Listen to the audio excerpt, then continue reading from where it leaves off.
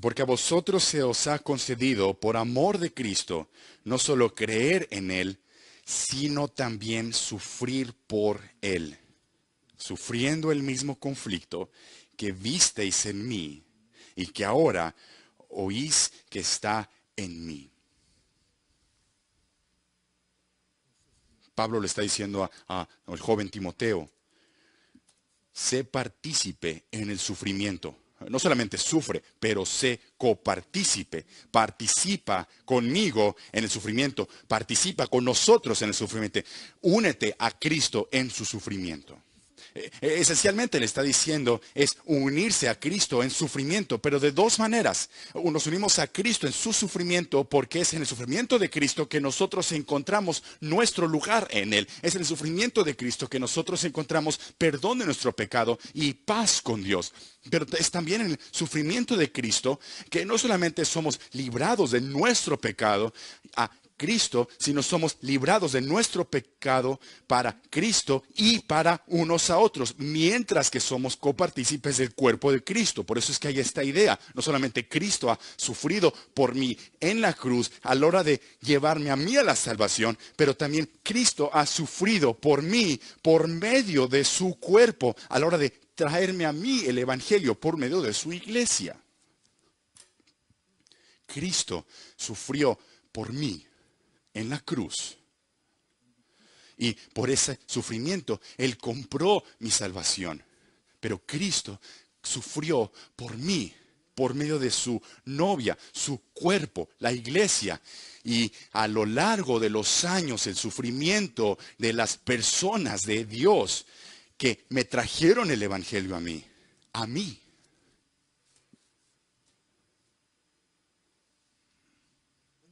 Y por eso, mientras que tú y yo nos unimos a Cristo en su sufrimiento, no solamente nos estamos uniendo a Cristo en su sufrimiento en términos de salvación, en términos de la compra de nuestros pecados por medio del sufrimiento de Cristo, pero mientras tú y yo trabajamos y sufrimos por el Evangelio, Cristo, por medio de esa labor y sufrimiento, está llevando el Evangelio a aquellos por los cuales Él murió, para que de esa manera Él se lleve todo el cumplimiento de su obra.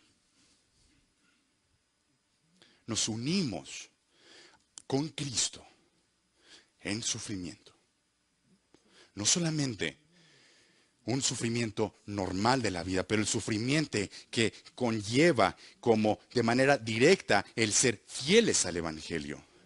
Porque nosotros tenemos un adversario que odia el Evangelio, tenemos un adversario que odia a Cristo, y puesto que nosotros estamos en unión con Cristo, en comunión con Cristo, Él nos odia a nosotros también. Y no solamente nos odia a nosotros, Él odia el Evangelio que predicamos. Y porque Él odia a nosotros, odia el Evangelio que predicamos, persecución viene y sufrimos. Pero no estamos solos. No estamos solos. No creas eso por un segundo. No sufres solo. Hay muchos otros y hay millares de que han sufrido antes que nosotros. Los mártires en el cielo. Lo que nos dice en Apocalipsis, los mártires en el cielo. Ellos quieren saber cuánto tiempo más hasta que Dios traiga justicia. ¿Y cuál es la respuesta que les viene? El número no ha sido completado. Hay más que sufrirán y morirán por la causa de Cristo. Y sí, la justicia vendrá. Pero el sufrimiento no ha terminado. La persecución no ha terminado. Porque no todos han escuchado. Y por lo tanto Pablo le dice a Timoteo, únete conmigo. Pero noten, ¿qué más le dice? Le dice, regresando a 2 Timoteo 1, versículo 8, por tanto no te avergüences del testimonio de nuestro Señor, ni de mí, prisionero suyo, sino participa conmigo en las aflicciones por el Evangelio. Participa conmigo por el Evangelio. La pregunta que nos hacemos es, ¿qué es eso? ¿Qué es esa cosa que Dios le da a su gente que les permite ser fieles en medio de la persecución? ¿Qué es lo que les da? Les da el cuerpo, les da su cuerpo, les da Cristo, nos da el cuerpo de Cristo y estamos en el cuerpo de Cristo y nos da el cuerpo de Cristo, la iglesia, y en comunión en el cuerpo de Cristo, la iglesia. Pero no solamente eso, nos da también el evangelio que nos salva, este evangelio que nos sostiene, este evangelio que nos llama. Y por lo tanto nosotros continuamos predicando y sufriendo por la causa de Cristo, porque el evangelio no ha terminado de hacer su obra. Miren lo que dice. Participa conmigo en las aflicciones por el evangelio, según el poder de Dios, que nos ha salvado y nos ha llamado a un llamamiento santo, no según nuestras obras, sino según su propósito y según la gracia que nos fue dada en Cristo Jesús desde la eternidad, y que ahora ha sido manifestada por la aparición de nuestro Salvador, Cristo Jesús, quien abolió la muerte y sacó a la vida, la luz y la inmortalidad por medio del evangelio, para lo cual yo fui constituido predicador, apóstol y maestro. Él fue por lo cual también sufro. ¿Por qué? Por el evangelio.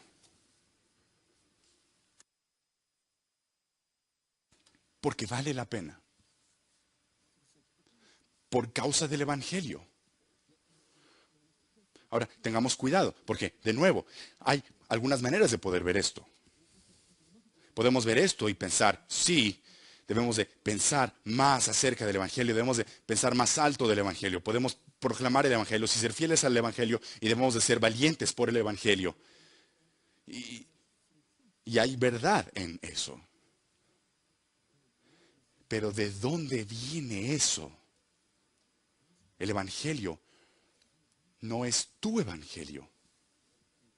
Es el evangelio de Cristo.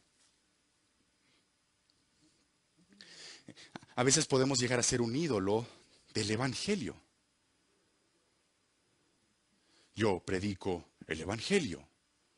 Yo soy un ministro del evangelio. Yo estoy comprometido al evangelio. Así como si el evangelio fuese una cosa que existe por sí mismo aquí en aislamiento. Es el evangelio de Dios. Es el evangelio de la obra de Dios a favor de sus elegidos por medio de la obra y sufrimiento de Cristo. Es el evangelio de Cristo. ¿Por qué hablamos del evangelio? Amamos el evangelio porque amamos a Cristo. Porque amamos a Cristo porque Él nos amó en el evangelio. Por lo tanto, no es algo que nosotros tenemos de elaborar para llegar a amar el evangelio. Nosotros debemos ser recordados una y otra vez de la obra que Cristo ha hecho por nosotros. Que nuestra existencia misma se encuentra en su obra, en el evangelio. Y no solamente eso, sino nuestra pasión por el evangelio nace de nuestra pasión por Cristo.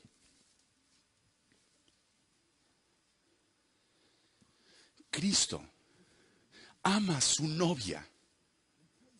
Y gloria a Dios que yo soy miembro de la novia de Cristo. Pero eso no termina conmigo solamente. Nuestro deseo por el evangelio quema nuestra pasión por Él. No solamente porque el evangelio nos ha salvado. Si eso fuese todo, entonces puedes ser salvo y ve y puedes morir. Pero nuestra pasión continúa por el evangelio. Porque el evangelio no solamente es el medio de Dios al salvarnos a nosotros, sino el medio por el cual Dios llama y salva a un pueblo para sí mismo, para su gloria. Hemos sido traídos.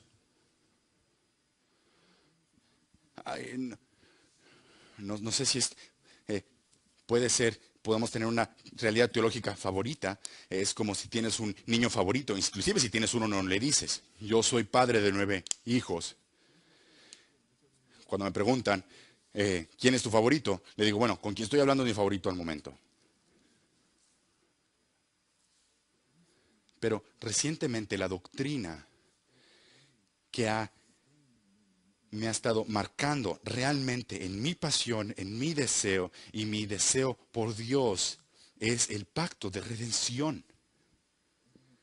Que desde eternidad pasada, Padre, Hijo, Espíritu Santo, vivieron, existían en esta perfecta unidad, en esta perfecta comunidad, en la persona de Dios. No necesitaban nada fuera de sí. Y en esa unidad perfecta de amor, entonces de allí nace. Mientras que el Padre, por amor a su Hijo, le da a su Hijo un pueblo, y el Hijo, por amor al Padre, Él se da a sí mismo para redimir a el pueblo que el Padre le dio al Hijo. Y el Espíritu, la personificación del Padre y el Hijo, Él aplica esa redención a aquellos que el Padre ha dado al Hijo, y el Hijo redime por amor. Y mientras que este amor continúa y llega a la creación y a redención, y tú y yo podemos ser no solamente el producto de eso, sino que llegamos a ser partícipes en eso, mientras que el amor de Dios es proclamado por toda la creación a la hora de redimir a sus santos. Yo amo el Evangelio.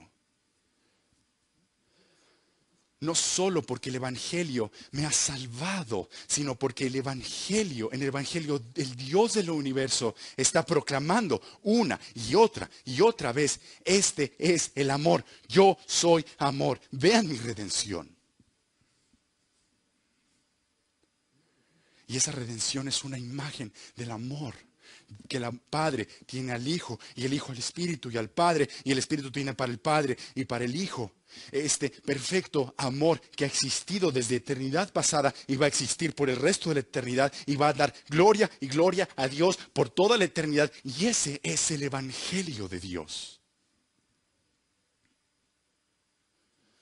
Y por eso es que nosotros participamos en el sufrimiento por el Evangelio. ¿Cómo? Por medio de condicionarnos, por medio de tener sesiones, de tener valentía.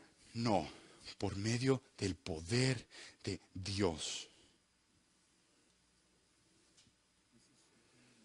Esto va en contra de muchas mentalidades, porque la carta que yo hubiese escrito a Timoteo fuera una carta basada en esta realidad. El poder de Dios es lo que necesitas para correr de la persecución. Dios, la persecución está por venir. Muestra tu poder y sácame de la persecución. No. Participa conmigo en las aflicciones por el Evangelio según el poder de Dios.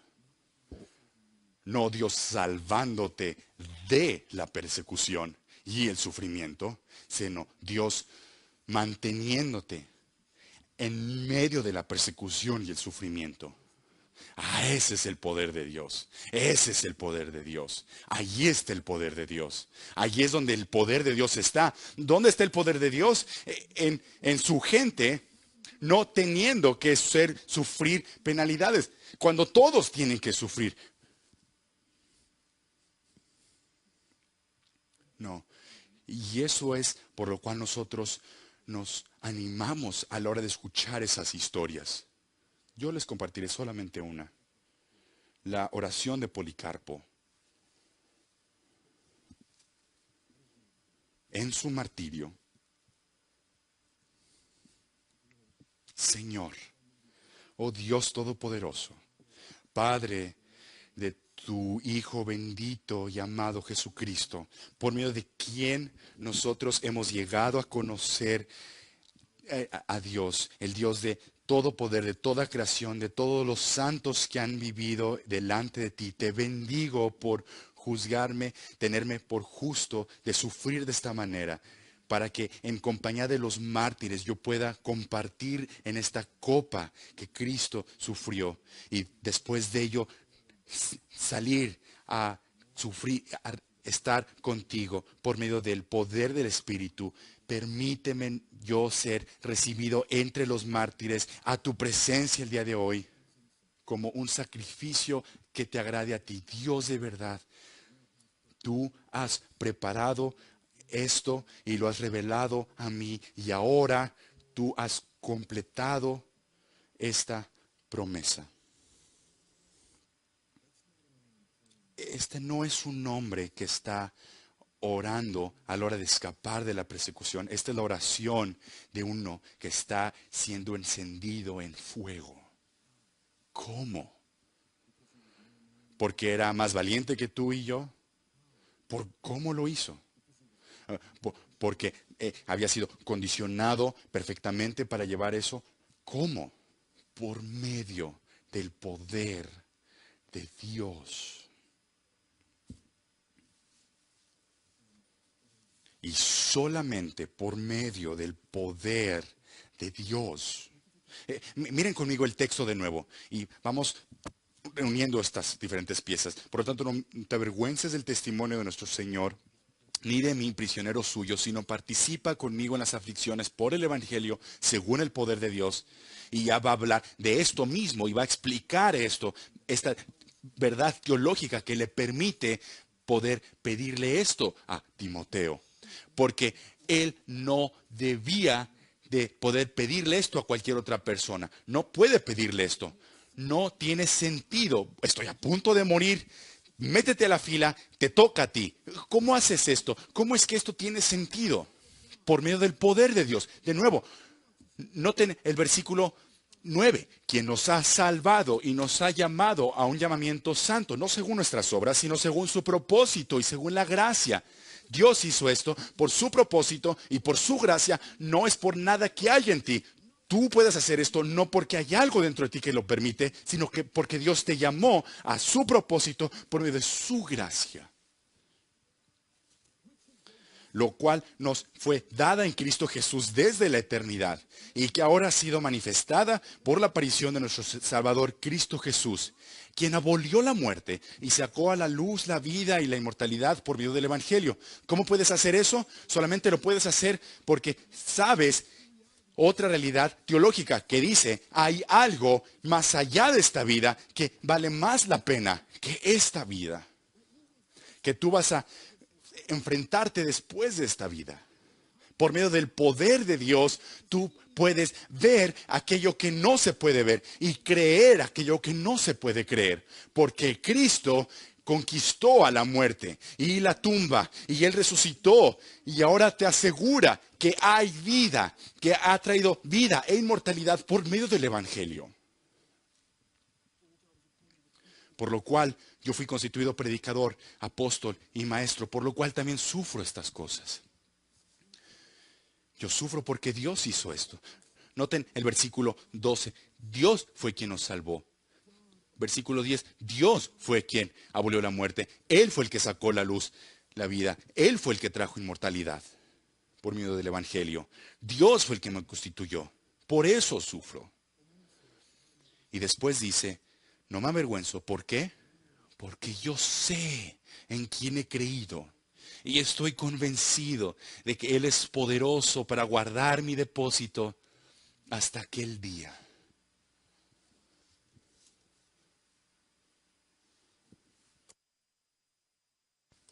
Él puede hacer esto. Y luego continúa el versículo 13. Retén la norma de las palabras sanas que has oído de mí en la fe y el amor en Cristo Jesús. Guarda mediante el Espíritu Santo que habita en nosotros el tesoro que te ha sido encomendado.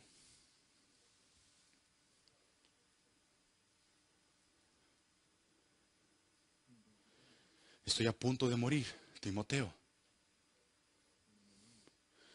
Y está bien. ¿Por qué? Por el poder de Dios. Por el poder de Dios, yo amo el Evangelio más que a mi propia vida. Por el poder de Dios, yo creo el Evangelio. Por el poder de Dios, yo creo en la resurrección de los muertos. Por el poder de Dios, yo creo que hay algo más significante que continuar respirando en esta tierra. Y por el poder de Dios, yo te estoy diciendo que el mismo Dios que me salvó y me llamó y me preparó para esta labor. Lo hará lo mismo por ti.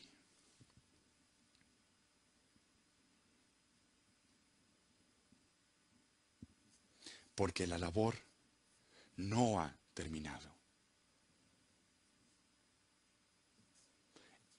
Eso es la razón por qué. Y ese es el cómo. No puedes ser condicionado para poder enfrentarte a esto, porque tu carne no puede hacer esto.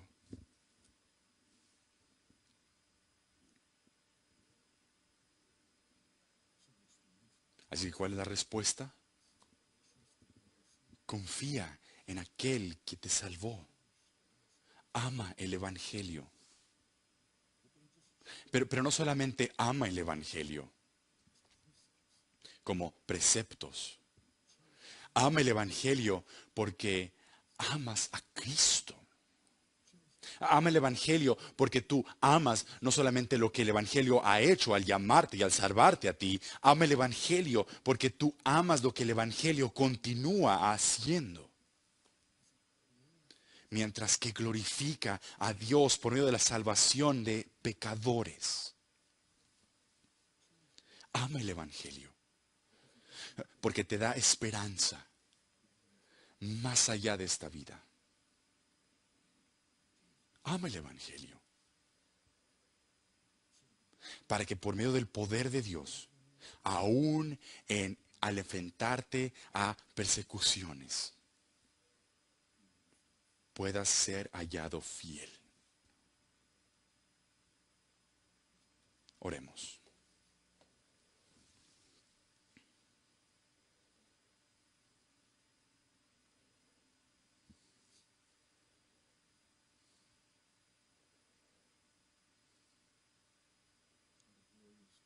Nuestro Dios glorioso, Dios y Padre de nuestro Señor Jesucristo,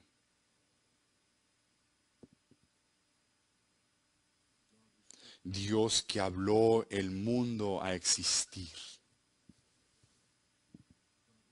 Dios que sostiene todo por medio del poder suyo, Dios y Padre de nuestro Señor Salvador, Maestro, Salvador y Rey que vendrá. Dios, nos postramos delante de ti como personas agradecidas.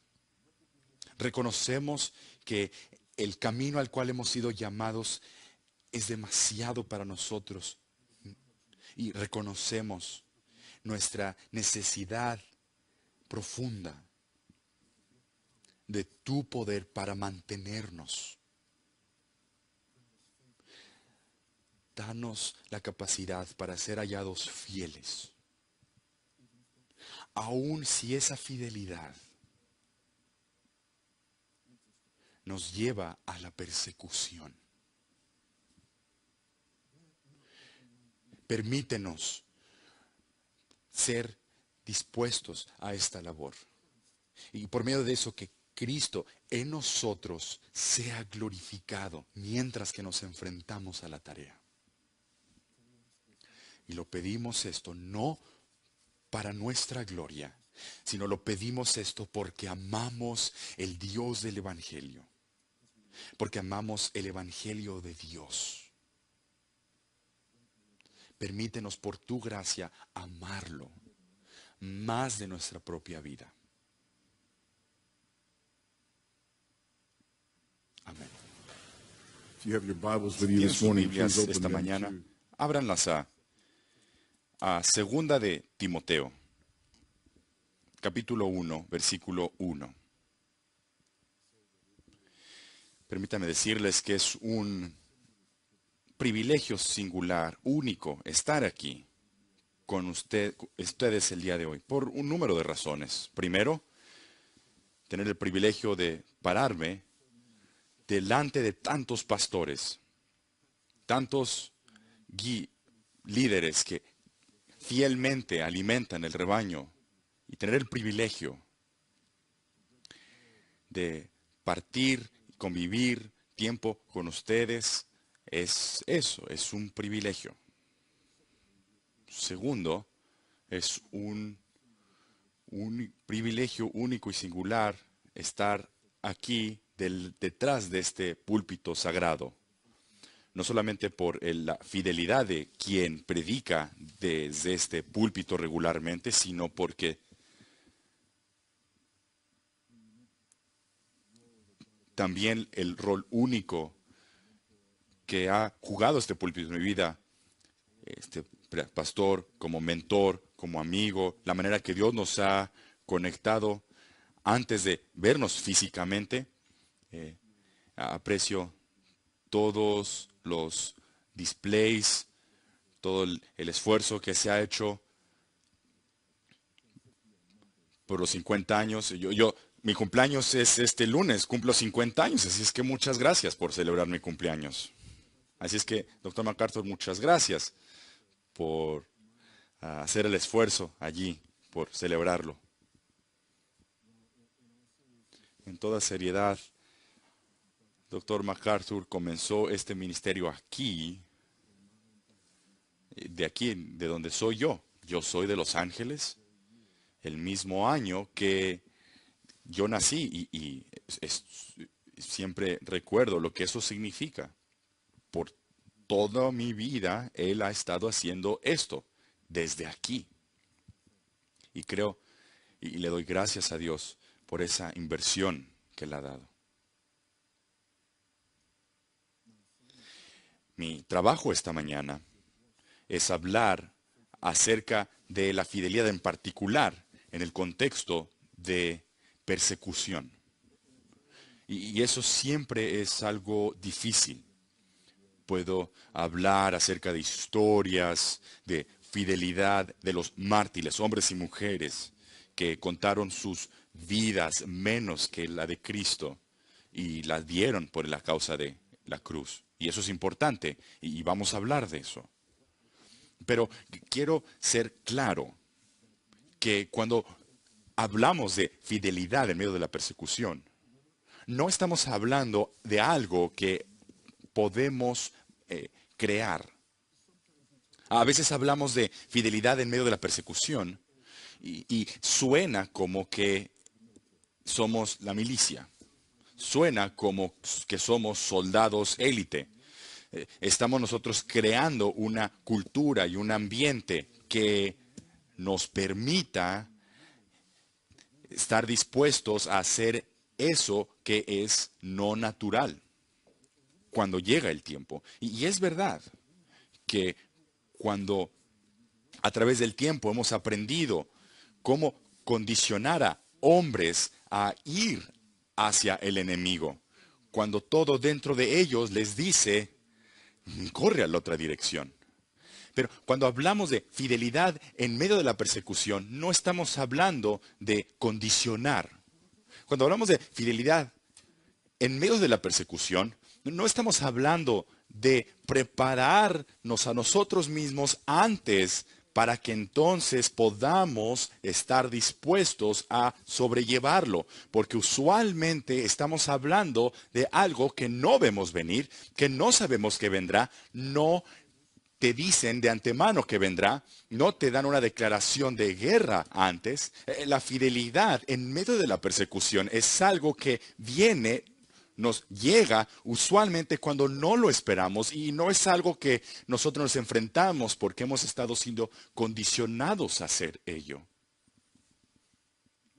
Y si tú eres como yo, escuchas las historias de mártires y te dices a ti mismo,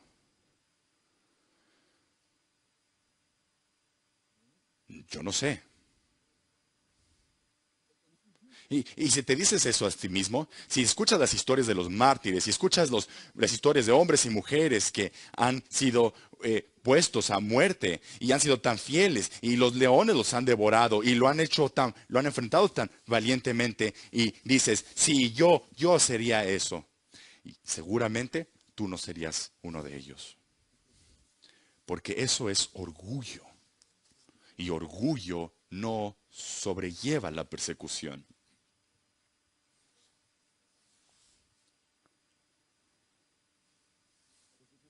Hay una diferencia entre persecución y sufrimiento. No se confundan. La persecución es un tipo de sufrimiento, pero todos sufren. La vida es sufrir. Eso es el producto de la caída. Sufrimos y morimos. Pero la persecución es diferente que solamente el sufrimiento o solamente la muerte. La persecución es un sufrimiento que nosotros sobrellevamos a manos de nuestros adversarios, específicamente por su odio y su odio a nuestro Señor y nuestro Salvador Jesucristo. Y lo que eso significa es que mientras que sufrir es algo que es inevitable y todas las personas van a sufrir, no es algo, no, eso no es con la persecución. La persecución puede ser evitada. Todo lo que tienes que hacer es comprometer tus valores.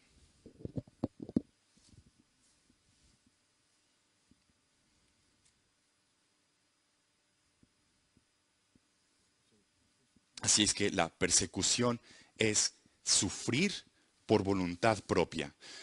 Sufrir con una opción de no hacerlo.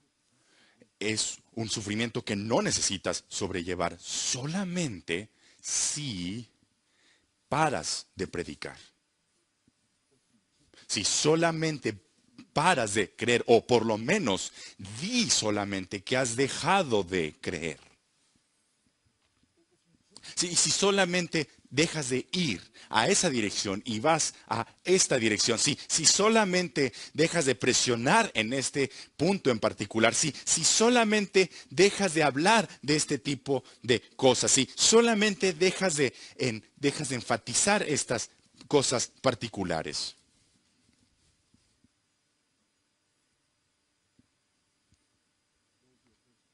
Aquellos que son perseguidos tienen esto en común.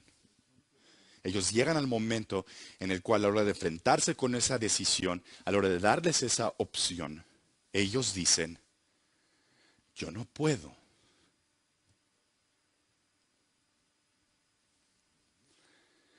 ¿Y qué es eso?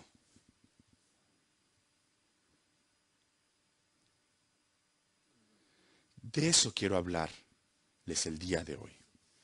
De Segunda de Timoteo. Leeré el primer capítulo. Nos enfocaremos particularmente en los versículos 8 al 12, pero quiero leerles todo el primer capítulo. Antes de leerlo, quiero presentarles esta imagen. Pablo está hablando esta carta a un Timoteo joven y le está escribiendo esto de prisión. Él está en prisión de nuevo. Él es quien lo llamarían alguien que constantemente está en prisión. Y él está seguro que esta será su última vez allí. Eso lo vemos en el último capítulo. En el último capítulo él lo hace muy claro. Si ven eso conmigo, estas son palabras muy claras en el capítulo 4, donde dice en el versículo 3, porque vendrá tiempo. Abajo, continuemos. En el versículo 6. Porque yo ya estoy para ser derramado como una ofrenda de libación, y el tiempo de mi partida ha llegado. He peleado la buena batalla, he terminado la carrera, he guardado la fe. En el futuro me está reservada la corona de justicia que el Señor, el juez justo, me entregará en aquel día. Y no solo a mí, sino también a todos los que aman su venida. El fin está por venir. Él sabe que está por venir. Y él está a punto de enfrentarlo. No solamente lo está enfrentando, sino está escribiendo una carta a un joven Timoteo. Y le está escribiendo una carta que no le está diciendo, una carta que a lo mejor tú o yo escribiríamos, no es una carta que yo habría escrito a Timoteo. y yo he estado en prisión sabiendo que el final vendría. Si yo estuviera en su piel, sabiendo que en mi fin regresa, mi carta hubiese incluido en algún momento algo como Timoteo. ¿Recuerdas los jóvenes que estaban orando cuando Pedro estaba en la cárcel? Ve y búscalos. Amén, alguien. Pero en ningún lugar él hace eso. Y yo creo que eso es estratégico e importante que él hace eso. Cuando entendemos el tema de esta carta, vemos por qué él no podía hacer eso, aun si él quisiese hacer eso. Es porque hay un tema que corre a lo largo de esta carta, la cual va al lado, dos temas paralelos. Es como las vías de un tren, van una junto con la otra. Y lo vemos en todos los capítulos. Vemos estas dos ideas que corren paralelas en todos los capítulos. La primera es que Pablo está escribiendo a Timoteo diciéndole: tú debes preservar y proclamar la verdad del Evangelio. Él sabe que está a punto de morir. Él está escribiéndolo a su joven discípulo y él está aquí diciéndole: tienes que preservar esta verdad.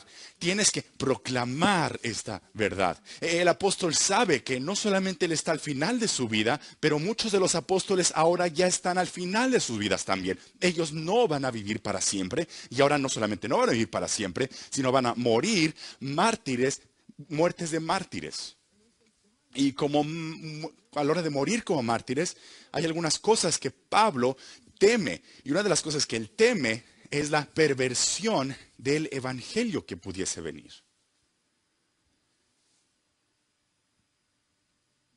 Y por eso es que él escribe en todos los capítulos: preserva y proclama la verdad. Vean en el capítulo 1, comenzando en el versículo 12. Por lo cual también sufro estas cosas, pero guarda mi depósito hasta aquel día. Retén estas palabras. Versículo 14. Guárdame ante el Espíritu Santo que habita en nosotros, el tesoro que te ha sido encomendado. Capítulo 2, versículo 2. Y lo que has oído de mí en presencia de muchos testigos, esto encarga a hombres fieles que sean idóneos para enseñar también a otros. Después en el capítulo 3, comenzando en el versículo 14. Tú, sin embargo, persiste en las cosas que has aprendido, de las cuales te convenciste, sabiendo de quién las has aprendido. Y que desde la niñez has sabido las Sagradas Escrituras, las cuales te pueden dar la sabiduría que te lleva a la salvación mediante la fe en Cristo Jesús. De nuevo en el capítulo 4, versículo 2, predica la palabra, insiste a tiempo y fuera de tiempo, redarguye, reprende, exhorta con mucha paciencia e instrucción. En todos los capítulos, una y otra vez, él le dice a su discípulo joven: preserva el Evangelio, proclama el Evangelio. Esto es increíblemente importante. Si el mensaje del Evangelio va a continuar, si el mundo va a escuchar el Evangelio no puede ser pervertido, tiene que ser preservado. Y el Evangelio no puede ser detenido, debe de ser proclamado. Y por eso es que le dice: preserva y proclama el Evangelio. Pero eso solamente es una de las líneas del tren. Hay otra línea del tren que corre paralela. Y es esta otra idea por la cual Pablo no puede evitar escribir esta carta a Timoteo. Porque él le dice, de un lado, proclama el Evangelio, y por otro lado le dice: sobrelleva el sufrimiento que inevitablemente vendrá como resultado de preservar y proclamar el Evangelio. De nuevo, todos los capítulos, capítulo 2, versículo 8. Por lo tanto, sufre penalidades, versículo 9, hasta el encarcelamiento. Capítulo 2, versículo 3, sufre penalidades conmigo como buen soldado de Cristo. Capítulo 2, versículo 8, sufro penalidades como criminal. Capítulo 3, versículo 10. Pero tú has seguido mi enseñanza, conducta, propósito, fe, paciencia, amor, perseverancia, persecuciones, sufrimientos, como los que me cociaron, en Antioquía, en Iconio, en Listra, qué persecuciones sufrí, y de todas ellas me libró el Señor. Y en verdad, todos los que quieren vivir piadosamente en Cristo Jesús serán perseguidos. Y entonces en el capítulo 4, versículo 5, pero tú, sé sobrio en todas las cosas, sufre penalidades, haz el trabajo de un evangelista, cumple tu ministerio. En todos los capítulos, preserva y proclama la verdad del Evangelio. Y en todos los capítulos también sobrelleva sufrimientos que vendrán inevitablemente como un resultado directo de preservar y proclamar el Evangelio. ¿Por qué es que Pablo no podía escribir en su carta, ve y consiga a los jóvenes que oraron por la libertad de Pedro, que ellos vengan y me liberen? No, porque este es el mensaje de Timoteo. El mensaje de 2 de Timoteo es, Timoteo, ellos están a punto de matarme por predicar el Evangelio, y cuando lo hagan, tú haz lo mismo hasta que te maten a ti. Tú no puedes escribir ese tipo de carta y el tipo de carta que yo a lo mejor hubiese escrito. No funciona así. No puedes decirle a un hombre joven que aparentemente tenía algún tipo de dificultades en sí mismo de vez en cuando y tenía que ser animado y exhortado. No le puedes decir a ese joven, por un lado, preserve y proclame el Evangelio, sufre penalidades que vendrán inevitablemente, y por otro lado, tengo miedo. No.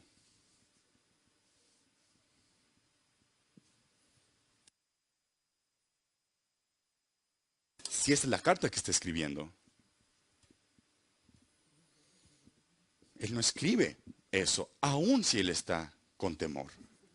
Si esto es a quien estás escribiendo y estás tratando de animarlo, lo haces, lo animas, lo exhortas en todos los puntos. Y eso es precisamente lo que Pablo está haciendo aquí. Está haciendo con su joven discípulo.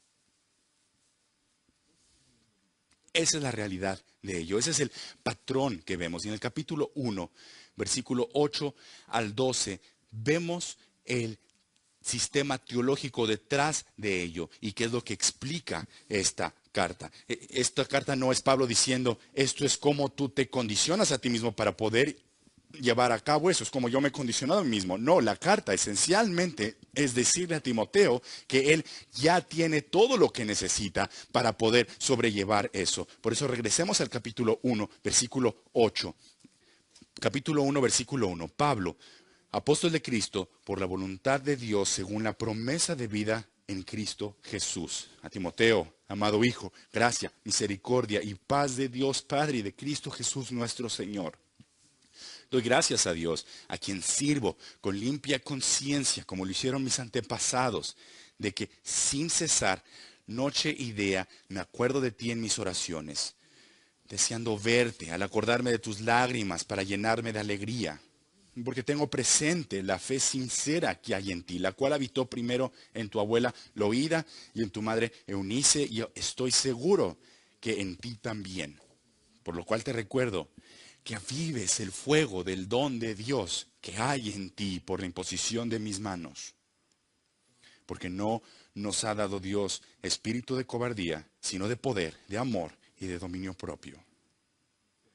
Nuestro texto, versículo 8. Por tanto, no te avergüences del testimonio de nuestro Señor, ni de mí, prisionero suyo, sino participa conmigo en las aflicciones por el Evangelio según el poder de Dios, quien nos ha salvado y nos ha llamado a un llamamiento santo, no según nuestras obras, sino según su propósito y según la gracia que nos fue dada en Cristo Jesús desde la eternidad, y que ahora ha sido manifestada por la aspiración de nuestro Salvador Cristo Jesús, quien abolió la muerte y sacó a la luz la vida y la inmortalidad por medio del Evangelio, para la cual yo fui constituido predicador, apóstol y maestro, por lo cual también sufro estas cosas.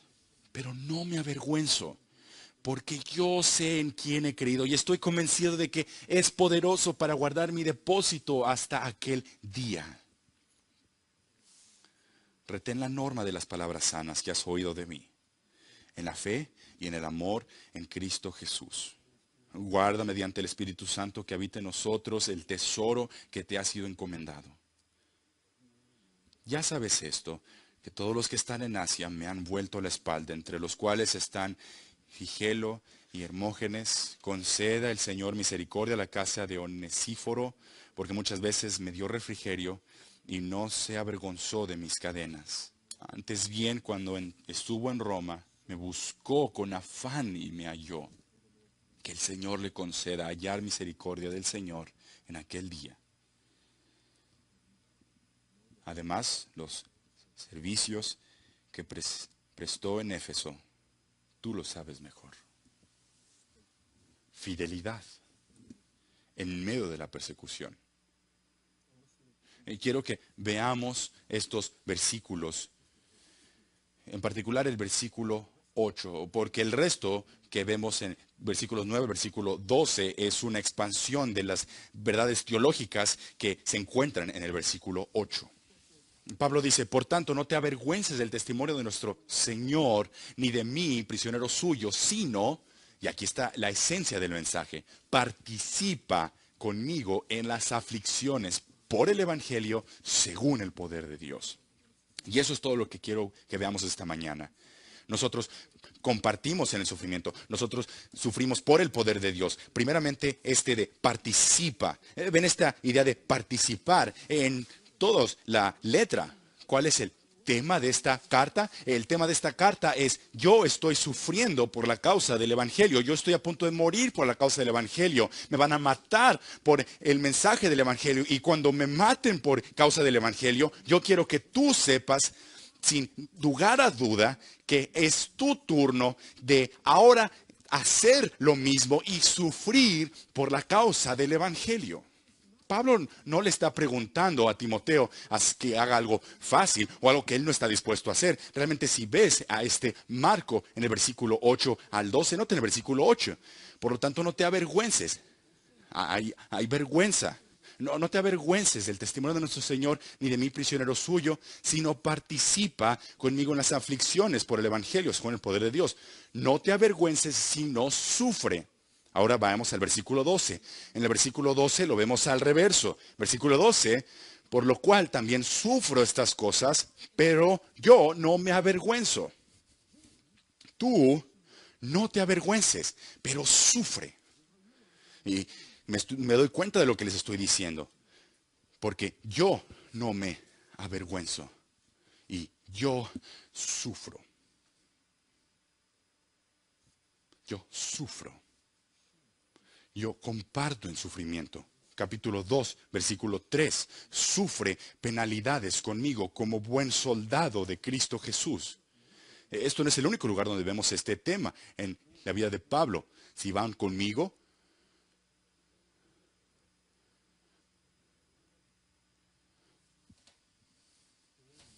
a Romanos capítulo 8.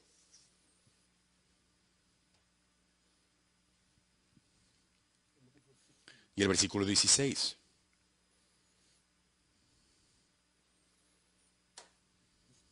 El Espíritu mismo da testimonio a nuestro espíritu de que somos hijos de Dios. Y si hijos, también herederos, herederos de Dios y coherederos con Cristo.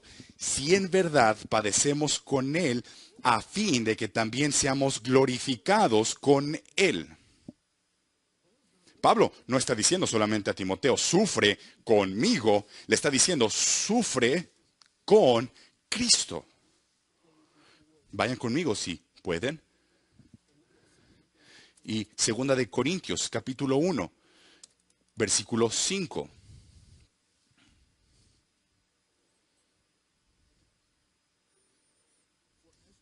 Porque así como los sufrimientos de Cristo son nuestros en abundancias, así también abunda nuestro consuelo por medio de Cristo. Pero si somos atribulados, es para vuestro consuelo y salvación. O si somos consolados, es para vuestro consuelo, que obra al soportar las mismas aflicciones que nosotros también sufrimos. Y nuestra esperanza respecto de vosotros está firmemente establecida, sabiendo que como sois copartícipes de los sufrimientos, así también lo sois en la consolación. a otro lugar. Vayan conmigo en Filipenses capítulo 1, versículo 29.